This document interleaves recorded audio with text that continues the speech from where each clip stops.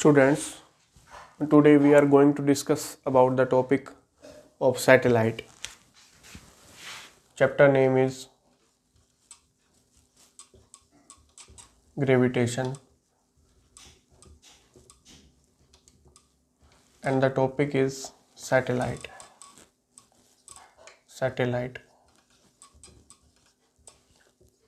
Students, satellite क्या होता है? What is satellite? Satellite is a body which is revolving around a comparatively larger body. तो satellite की definition क्या बनेगी?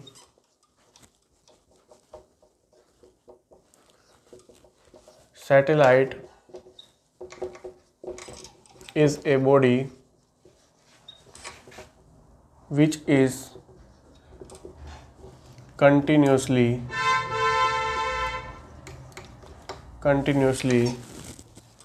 revolving in a definite circular path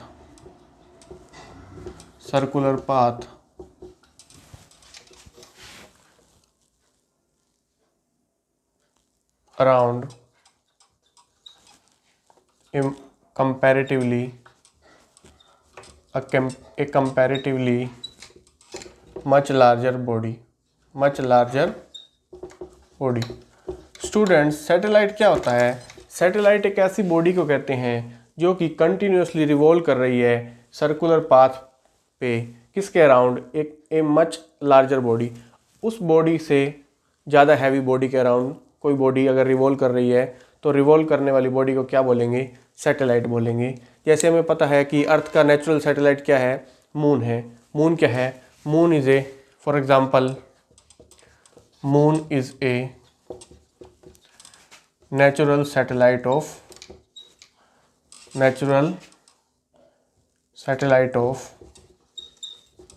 अर्थ। और अर्थ के कितने सैटेलाइट हैं? एक ही सैटेलाइट है natural satellite. Earth has only one natural satellite, उसका नाम क्या है? मून। मून जो है स्टूडेंट्स, अर्थ के अराउंड कंटिन्यूसली चक्कर काट रहा है सर्कुलर पाथ पे, तो वो क्या है? मून क्या बन गया? सैटेलाइट बन गया। Moon is satellite for earth. अब अर्थ भी तो रिवॉल्व कर रही है सन के अराउंड, तो अर्थ को भी सैटेलाइट कहा जा सकता है सन का। Earth can be called satellite for sun. Sun का सैटेलाइट कहा जा सकता है किसको?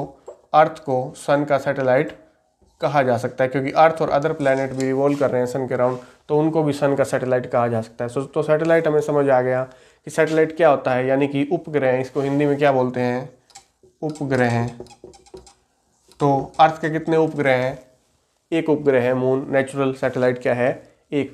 इसके अलावा भी अर्थ के कई और उपग्रह हैं जिनको कि आर्टिफिशियल सैटेलाइट बोला जाता है, जो कि सर्कुलर ऑर्बिट में खुद से मैन मेड सैटेलाइट होते हैं। आर्टिफिशियल सैटेलाइट जो कि सर्कुलर ऑर्बिट पे उनको उस ऑर्बिट में डाला जाता है और वो अराउंड रिवॉल्व करते रहते हैं अर्थ की, तो वो आर्टिफिशियल सैटेलाइट भी होते हैं। लेकिन नेचुरल सैटेलाइट कौन है? मून ही है, और सिर्फ only one natural satellite of earth. अब इसी तरह से जिस तरह से जुपिटर की भी कुछ नेचुरल सैटेलाइट हैं। जुपिटर हैज़ 16 मून्स कह सकते हैं, या फिर 16 नेचुरल सैटेलाइट। अगर इनकी बात करें तो जुपिटर के पास 16 है, और सैटर्न के पास कितने हैं? 18 है। 18 नेचुरल सैटेलाइट। इसी तरह से कुछ एक याद रख सकते हैं हम। तो ये है सैटेलाइट की डेफिनेशन। सैटेलाइट एक ऐसी बॉडी है जो कि कंटिन्यूसली रिवॉल्व कर रही है एक पाथ पे, ऑर्बिट में, किसके अराउंड? उससे ज़्यादा हैवी बॉडी के अराउंड अगर वो रिवॉल्व कर रही है तो स्मॉलर बॉडी को क्या कह सकते हैं? सैटेलाइट कह सकते हैं, जो कि रिवॉल्व कर रही है। अब बात करते हैं कि principle of launching A satellite. Satellite को कैसे लॉन्च किया जाता है, आर्टिफिशियल सैटेलाइट को कैसे लॉन्च किया जाता है, और उसकी हिस्ट्री के बारे में बताते हैं। तो principle of launching of satellite से पहले हम देखेंगे कुछ एक हिस्ट्री, सैटेलाइट की हिस्ट्री। सैटेलाइट को, जो artificial satellite means man made satellites, satellite artificial को सैटेलाइट क्या कहा जा सकते हैं, और मैन मेड सैटेलाइट, और मैन मेड सैटेलाइट। हिस्ट्री में हम देखते हैं कि सबसे पहले किस कंट्री ने सैटेलाइट को लॉन्च किया। लॉन्च किए जाते हैं वो ऑर्बिट में, जो कि कंटिन्यूसली रिवॉल्व करते रहते हैं। तो सबसे पहले 4 अक्टूबर 1957 को रशिया ने, बाय रशिया, और उस सैटेलाइट का नाम क्या था, स्पुतनिक सैटेलाइट। क्या था, स्पुतनिक सैटेलाइट। तो स्पुतनिक सैटेलाइट को लॉन्च किया था रशिया ने 4 अक्टूबर 1957 में। तो ये सबसे पहला सैटेलाइट था। उसके बाद सैटेलाइट की अलग अलग कंट्रीज़ ने लॉन्च किए। तो इंडिया ने सबसे पहले कब लॉन्च किया था, 1975। इंडिया लॉन्च्ड सैटेलाइट का नाम क्या था, सैटेलाइट कॉल्ड आर्यभट्ट नाम से एक सैटेलाइट लॉन्च किया सबसे पहला इंडिया ने। इसी तरह से इंडिया ने और भी कुछ सैटेलाइट लॉन्च किए। उसके बाद कौन कौन से लॉन्च किए, भास्कर लॉन्च किया, रोहिणी लॉन्च किया, फिर क्या किया, इनसेट भी किया, इनसेट 1A, इनसेट 1B,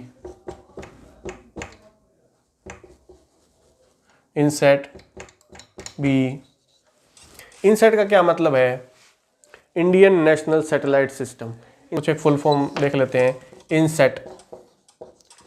इनसेट मतलब इंडियन नेशनल सैटेलाइट सिस्टम। उसके बाद इंसेट के बाद IRS भी लॉन्च किया गया, और IRS की फुल फॉर्म क्या होती है, इंडियन रिमोट सेंसिंग सैटेलाइट। तो ये क्या होती है, IRS की सीरीज भी आई। इस तरह से हम याद रख सकते हैं कुछ एक, भास्कर, रोहिणी, इनसेट, IRS, एप्पल भी था एक। तो ये क्या है, इंडिया ने लॉन्च किया, और फर्स्ट किसने किया था, रशिया ने लॉन्च किया। इस तरह से हर एक कंट्री ने अपने अपने सैटेलाइट लॉन्च कर रखे हैं for the communication purpose and for earth observation. सबके अपने अपने सैटेलाइट हैं। तो ये है सैटेलाइट। अब देखते हैं principle of launching A satellite. Topic क्या है, principle of launching A satellite. Satellite कैसे लॉन्च किया जाता है, सैटेलाइट को लॉन्च करने का प्रिंसिपल क्या है, इसका सिद्धांत क्या है। जैसे मान लो ये अर्थ है, अर्थ के अराउंड हमें क्या करना है, सैटेलाइट लॉन्च करने हैं। तो ये सपोज स्फेरिकल अर्थ ले लेते हैं। तो इसके ऊपर एक टावर लगा दिया जाएगा जो कि अर्थ के एटमॉस्फेयर से ज़्यादा हाइट होगी उसकी टावर की। तो ये एक टावर लगा दिया जाता है सपोज। यहाँ से सैटेलाइट को लॉन्च करने की कोशिश की जाती है। एक वेलोसिटी से उसको प्रोजेक्ट किया जाता है। मान लीजिए कि ये वेलोसिटी क्या है, v1 वेलोसिटी से इसको क्या किया गया, प्रोजेक्ट किया गया। तो under the action of gravity यहाँ पे गिरेगा सैटेलाइट। तो let a body from the tower above the atmosphere is being projected with velocity v1। अब जो सैटेलाइट है वो यहाँ पे गिर गया, एक बॉडी है इसको सैटेलाइट बॉडी ही है, तो उसको इस वेलोसिटी से v1 से फेंका तो r1 पे वो गिर गया and it will strike on R1 point. Earth पे एक पॉइंट है R1, यहाँ पे सरफेस पे एक पॉइंट है, वहाँ पे स्ट्राइक हो गया। अब अगर उसको ज़्यादा वेलोसिटी से प्रोजेक्ट करते तो वो R2 पे क्या हो गया, फॉल कर गया। क्या हो गया, R2 पे स्ट्राइक कर गया। अब कोई and so on velocity of body projected. If velocity of body projected is increased, then range will increase. यानी कि ये पैराबोलिक पाथ पे, ये क्या है सैटेलाइट का, ये पैराबोलिक पाथ ट्रैवल कर रहा है। एक वेलोसिटी को ज़्यादा वेलोसिटी होगी तो अब ये R3 पे प्रोजेक्ट करके, मतलब जैसे जैसे हम वेलोसिटी बढ़ाते जाते हैं, ये V2 वेलोसिटी और ये क्या है V3, जैसे जैसे वेलोसिटी बढ़ाते जाते हैं इसकी क्या है रेंज बढ़ती जाती है, यानी कि ये दूर गिरता जाता है। अब एक वेलोसिटी ऐसी होगी जिससे कि वो यहाँ पे गिरना बंद कर जाएगा, यहाँ पे नहीं गिरेगा। एक वेलोसिटी ऐसी होगी अगर हम उससे फेंकेंगे, मिनिमम वेलोसिटी होगी जिससे फेंकें कि वो सरफेस पे स्ट्राइक ना करे, जबकि अर्थ के अराउंड रिवॉल्व करना स्टार्ट कर जाए, अर्थ के अराउंड यहाँ से रिवॉल्व करना स्टार्ट कर जाए, तो वो क्या होगी ऑर्बिटल वेलोसिटी। वो क्या होगी ऑर्बिटल वेलोसिटी। अब एक टर्म आती है ऑर्बिटल वेलोसिटी। क्या आती है टर्म ऑर्बिटल वेलोसिटी। ये एस्केप वेलोसिटी से अलग है, वो अलग थी एस्केप वेलोसिटी। अर्थ के केस में एस्केप वेलोसिटी की वैल्यू कितनी होती थी 11.2 किलोमीटर पर सेकंड होती थी एस्केप वेलोसिटी की वैल्यू, लेकिन ये अलग है। ये क्या है ऑर्बिटल वेलोसिटी, वी नोट कह सकते हैं, खाली वी से ही डिनोट कर सकते हैं इसको। ऑर्बिटल वेलोसिटी एक ऐसी वेलोसिटी होती है, orbital velocity the minimum velocity required to put the satellite in the orbit around the earth. तो क्या कही जाएगी ऑर्बिटल वेलोसिटी। वो मिनिमम वेलोसिटी किससे फेंकें, जिससे प्रोजेक्ट करें कि बॉडी स्ट्राइक ना करे, under the action of gravity वो रिवॉल्व करती रहे, तो वो क्या हो जाएगी इक्विलिब्रियम पोजीशन में वो रिवॉल्व करती रहेगी, यानी कि अर्थ का जो सेंटीमीटर फोर्स होगा वो उसको रिवॉल्व करने के लिए रिस्पॉन्सिबल बनाए रखेगा। तो ये क्या होती है ऑर्बिटल वेलोसिटी। अब ऑर्बिटल वेलोसिटी की डेफिनेशन देखते हैं हम।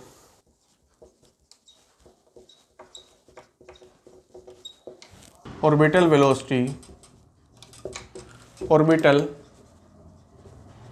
Velocity is the minimum velocity required to put the satellite into given orbit around the earth। अर्थ के अराउंड गिवन ऑर्बिट में सैटेलाइट को पुट करने के लिए, ताकि वो रिवॉल्व करता रहे, वो वेलोसिटी क्या कहलाएगी ऑर्बिटल वेलोसिटी। उतनी मिनिमम वेलोसिटी तो होनी चाहिए जिस वेलोसिटी से प्रोजेक्ट करें टावर के ऊपर से, ताकि वो रिवॉल्व करता रहे सैटेलाइट अर्थ के अराउंड, तो उसको क्या कहेंगे ऑर्बिटल वेलोसिटी। तो उसका एक्सप्रेशन देखते हैं ऑर्बिटल वेलोसिटी की वैल्यू क्या आती है। सबसे पहले अर्थ को ड्रा कर लेंगे, सपोज ये अर्थ है, इसके अराउंड हमने ये सैटेलाइट के रेवोल्यूशन का ऑर्बिट है, यानी कि इस ऑर्बिट पे ही वो क्या करते रहेगा रिवॉल्व करता रहेगा। तो ये क्या है इसका ऑर्बिट है। अर्थ की रेडियस हमें पता ही है क्या होती है आर होती है, कैपिटल आर। ये क्या होगी कैपिटल आर होगी। अब ये जो डिस्टेंस होगी वो क्या कहलाएगी स्मॉल आर। क्या कहलाएगी स्मॉल आर, यानी कि इस ऑर्बिट की रेडियस। और ऑर्बिट की रेडियस क्या है जो सेंटर से ली जाएगी, तो ये क्या है orbit of revolution, orbit of revolution of satellite. Satellite के रेवोल्यूशन का ऑर्बिट है, तो ये इस तरह से रिवॉल्व करता रहेगा, यानी कि ये हम लीनियर वेलोसिटी ले सकते हैं, लीनियर वेलोसिटी का वेक्टर इस पाथ पे वो रिवॉल्व करता रहेगा सैटेलाइट मान लीजिए। तो यही हमने निकालनी है ऑर्बिटल वेलोसिटी। ये जो लीनियर वेलोसिटी है यही ऑर्बिटल वेलोसिटी है। इसकी डायरेक्शन कौन सी होगी, अगर हम इस ऑर्बिट पे एक टेंजेंट ले लें तो वो टेंजेंट की ही अलोंग द टेंजेंट ही उसकी क्या होगी डायरेक्शन होगी। और उसके मैग्नीट्यूड के लिए हम देखते हैं कैसे इसका मैग्नीट्यूड निकालें। तो अब जो ये सर्कुलर ऑर्बिट पे रिवॉल्व कर रहा है तो उस पर सेंटीपिटल फोर्स लगेगा जो कि अलोंग द सेंटर होगा। तो the centripetal force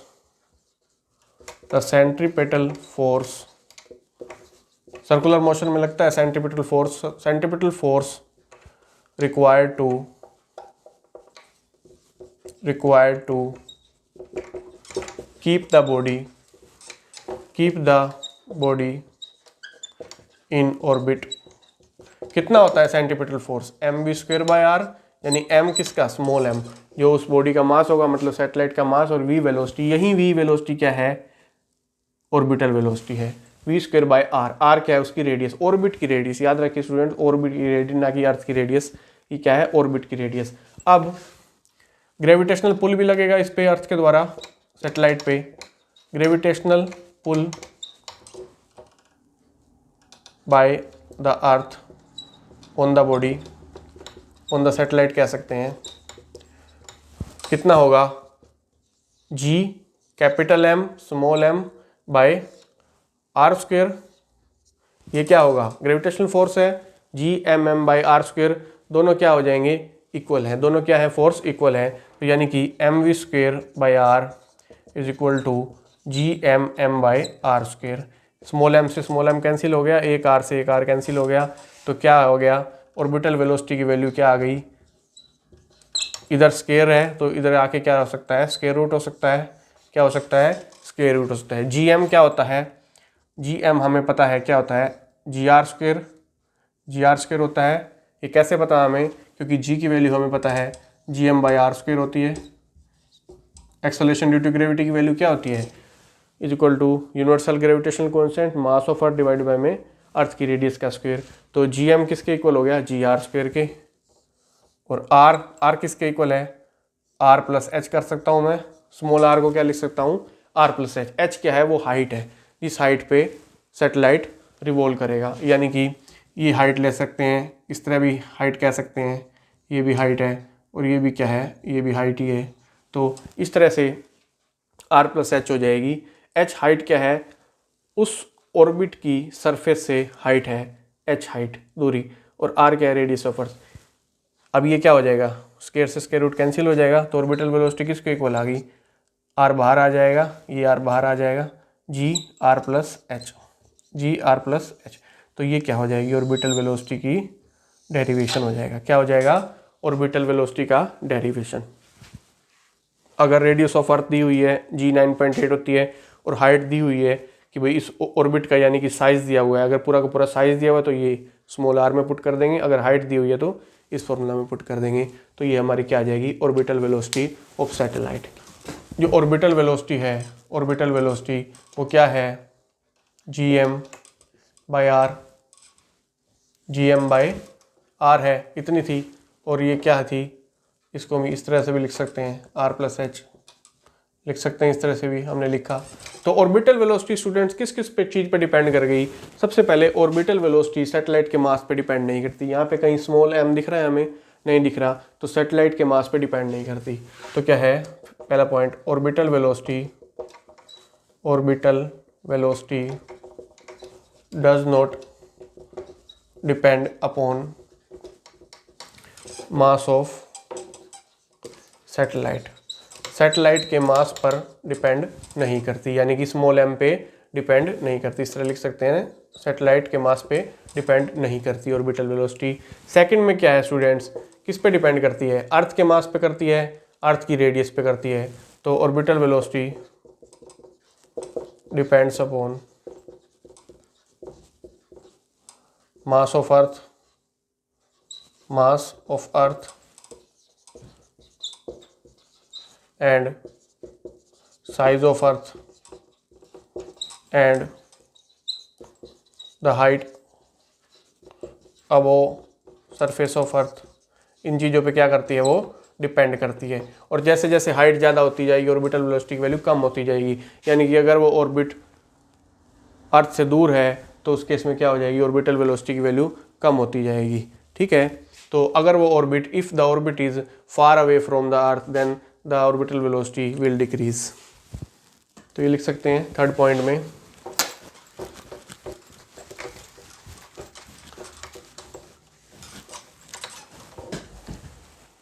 third point में क्या लिख सकते हैं, if the orbit is far from the surface of earth orbital velocity decreases, orbital velocity decreases, direction of orbital velocity, direction of orbital velocity, velocity vector है तो उसकी कोई direction भी होगी, तो ऑर्बिटल वेलोसिटी की डायरेक्शन क्या होगी, ये लीनियर वेलोसिटी है ऑर्बिटल वेलोसिटी, तो उसकी डायरेक्शन क्या होगी, इस ऑर्बिट पे, इस पाथ पे एक टेंजेंट लेंगे तो उसके अलोंग ही क्या होगी इसकी direction, its direction is along the tangent drawn to the orbit पे at that point पे हम किसी पॉइंट पे लीनियर वेलोसिटी की डायरेक्शन की वैल्यू देखना चाहते हैं तो हम क्या करेंगे, इस पॉइंट पे टेंजेंट लेके देखेंगे, तो टेंजेंट की जो डायरेक्शन होगी वही क्या होगी, ऑर्बिटल वेलोसिटी की डायरेक्शन होगी। तो अब देखते हैं टाइम पीरियड ऑफ सैटेलाइट।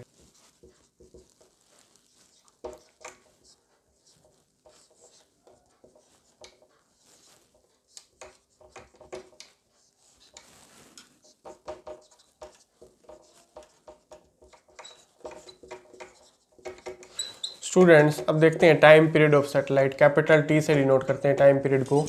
तो टाइम पीरियड क्या होता है सैटेलाइट का, time taken by the satellite to complete one revolution around the earth, तो वो क्या है टाइम पीरियड ऑफ सैटेलाइट, यानी कि टाइम टेकन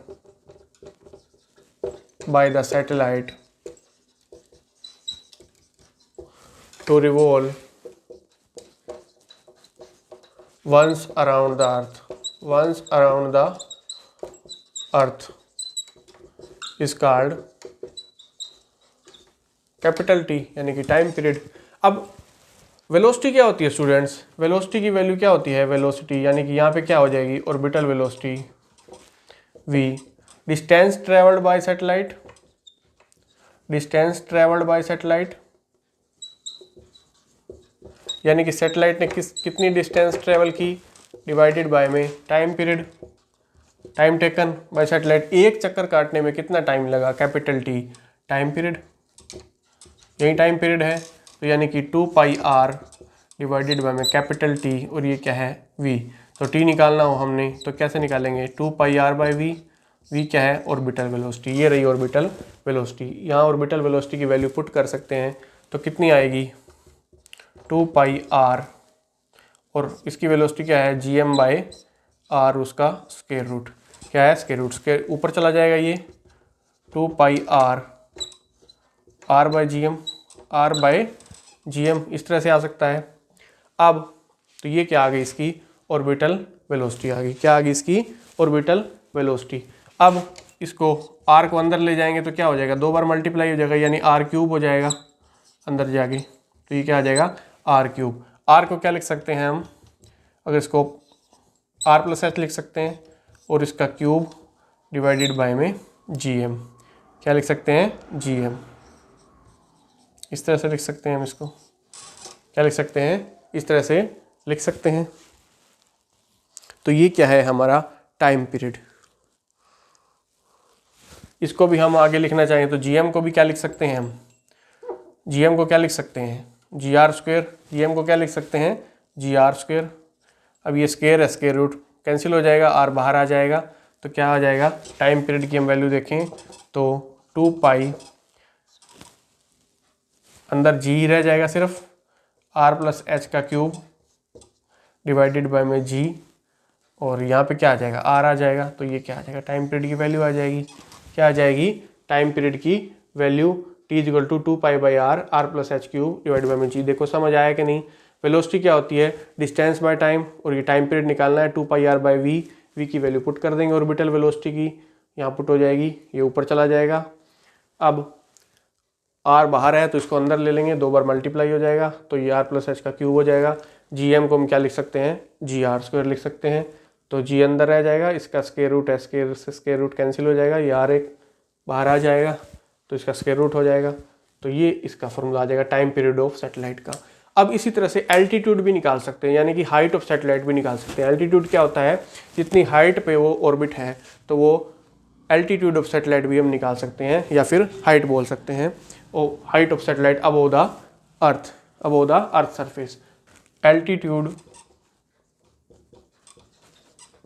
या फिर height of satellite above the earth surface, above the earth surface. Altitude क्या होता है स्टूडेंट्स? वो हाइट निकालनी है हमने, मेनली एच निकालनी है, हाइट निकालनी है। तो हमने अभी किया, टाइम पीरियड का फॉर्मूला क्या था? 2 पाई आर क्यूब, नीचे जी था और इधर आर था, यानी कि 2 pi by R plus H का क्यूब था। एच था ना इसमें, तो हमने एच ही फाइंड आउट करना है। इसको कोशिश करेंगे एच की वैल्यू निकालने की, तो इसको क्या ले लेंगे? 1 ले लेंगे। इस इक्वेशन को क्या ले लेंगे? 1 ले लेंगे। अब एच कैसे आ सकता है? सबसे पहले तो इसका स्क्वायर रूट हटेगा तो ये एच आ सकता है। तो squaring both side, squaring both side of equation 1, both side of equation 1। Equation 1 दोनों तरफ स्क्वायर कर दिया, टी का स्क्वायर हो जाएगा टी का स्क्वायर। 4 पाई बाई आर का स्क्वायर हो जाएगा, कितना हो जाएगा? 4 पाई का स्क्वायर हो जाएगा, तो का स्क्वायर 4 और पाई का square pi square. As it is लिख देंगे, आर का स्क्वायर लिख देंगे। मतलब मेनली स्क्वायर रूट हट जाएगा इस चीज़ से, स्क्वायर रूट क्या हो जाएगा? हट जाएगा। इस चीज़ से स्क्वायर रूट ये हट जाएगा। अब इसको क्रॉस मल्टीप्लिकेशन करवा देंगे, इसको इधर ले जाएंगे और इसको सबको इधर ले आएंगे, तो क्या हो जाएगा? आर प्लस एच इधर बच जाएगा, आर प्लस एच का cube is equal to T square R square G divided by में 4 पाई स्क्वेयर आ जाएगा।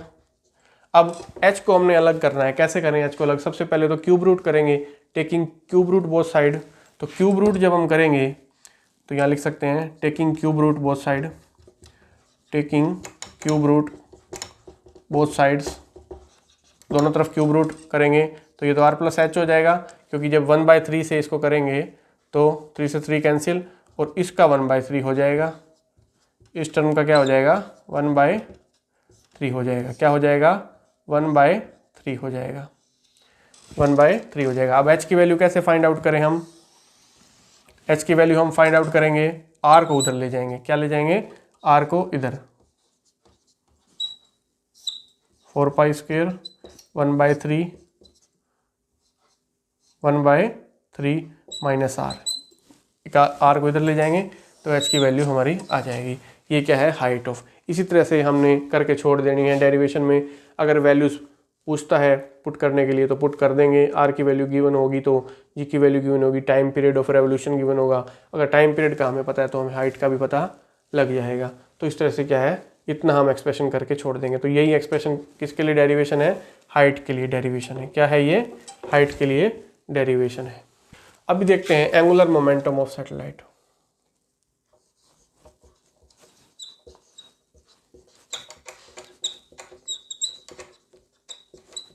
Angular momentum of satellite. Students, अब ये सैटेलाइट है वो रिवॉल्व कर रहा है तो इसका एंगुलर मोमेंटम भी होगा। एंगुलर मोमेंटम क्या होता है? जैसे लीनियर मोमेंटम होता है वैसे ही क्या होता है? एल फॉर एंगुलर मोमेंटम होता है। तो एल की वैल्यू हमें निकालनी हो तो क्या करते हैं? mv into R, mv into R, यानी कि लीनियर मोमेंटम मल्टीप्लाई में उसकी ऑर्बिट की रेडियस। तो कितनी आई वेलोसिटी? ऑर्बिटल वेलोसिटी क्या थी हमारे पास? ऑर्बिटल वेलोसिटी की वैल्यू, ये वाली ऑर्बिटल वेलोसिटी की वैल्यू है हमारी, पुट कर देंगे gm बाय आर, यानी कि mr बाहर आ गए और gm बाय आर का क्या है? स्क्वायर रूट है। तो जो बाहर होता है वो 2 बार अंदर मल्टीप्लाई कर सकते हैं हम इसको, m स्क्वायर और r स्क्वायर लिख सकते हैं, नीचे एज इट इज़ है, इससे क्या हो जाएगा? कैंसिल हो जाएगा। स्टूडेंट्स, अभी देखते हैं टोटल एनर्जी ऑफ सैटेलाइट। क्या देखते हैं? Total energy of satellite. Students, total energy of satellite क्या है? यानी कि मैकेनिकल एनर्जी टोटल देखते हैं हम इसकी, सैटेलाइट की कितनी है। इट इज़ द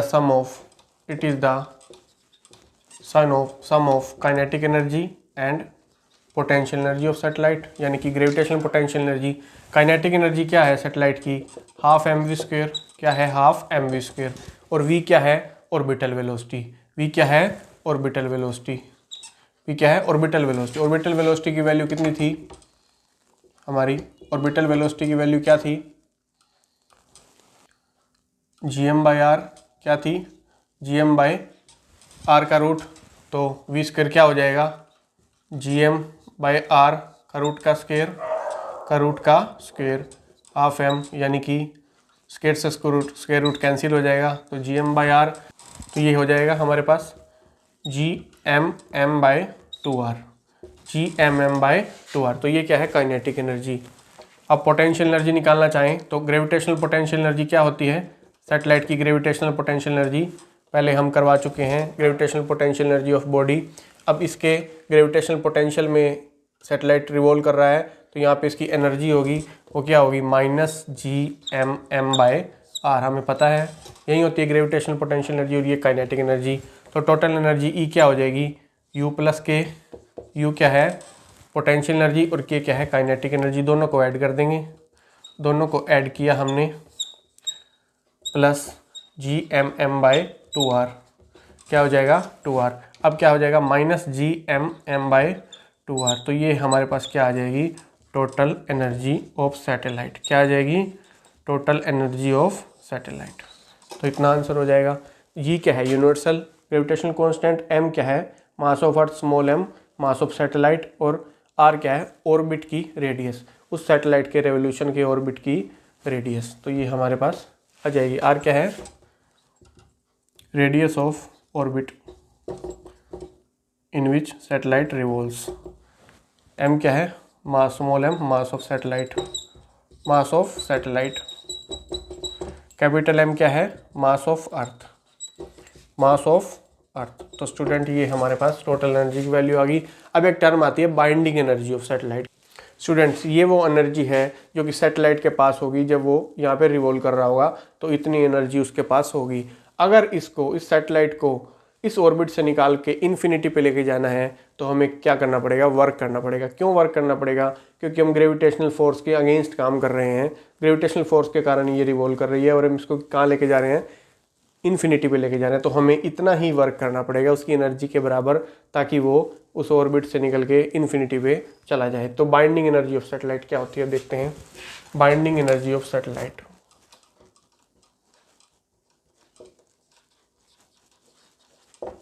B.E लिख सकते हैं, binding energy of satellite. The energy required to remove the satellite from its orbit to infinity, the energy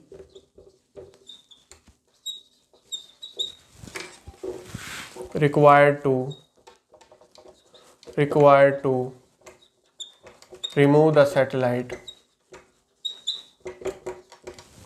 from its orbit to infinity, यानी कि इस ऑर्बिट से निकाल के इन्फिनिटी पे लेके जाने के लिए उसको जितनी एनर्जी हमें चाहिए होगी तो वो क्या होगी बाइंडिंग एनर्जी। तो क्या होगी, तो ये क्या होगी, जितनी टोटल एनर्जी होगी उसका क्या होगा नेगेटिव कर देंगे, यानी नेगेटिव पहले से थी और नेगेटिव और कर देंगे, तो क्या हो जाएगी बाइंडिंग एनर्जी, यानी कि इतनी एनर्जी हमें चाहिए होगी उसको सैटेलाइट को रिमूव करने के लिए उस ऑर्बिट से इन्फिनिटी पे लेके जाने। उतना ही आंसर है, लेकिन उसमें नेगेटिव था। नेगेटिव साइन क्या शो कर रहा था कि वो बंधा हुआ है, ग्रेविटेशनल फोर्स से बंधा हुआ है।